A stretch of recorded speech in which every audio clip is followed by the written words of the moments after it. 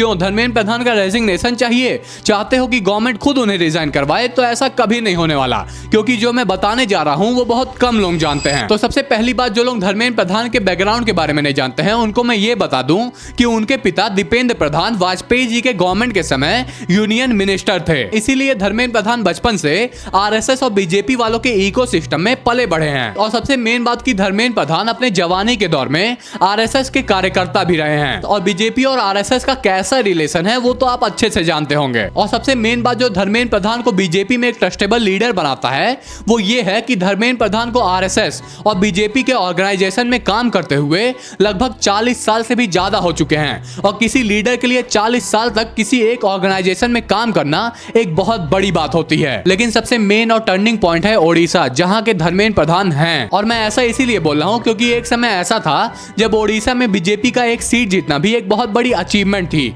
लेकिन आज बीजेपी वहां पे अपनी सरकार बना रही है और इसका श्रेय बीजेपी वाले धर्मेंद्र प्रधान को देते हैं। और इसीलिए अगर धर्मेंद्र प्रधान गए तो बीजेपी का जो सीट है वो ओडिशा में डगमगा सकता है। अब मेरा एनालिसिस तो यही बताता है कि यही कुछ कारण है जिसकी वजह से धर्मेंद्र प्रधान का रेजिग्नेशन बहुत मुश्किल है। लेकिन आपका एनालिसिस क्या बताता है, आप मुझे कमेंट सेक्शन में बताओ।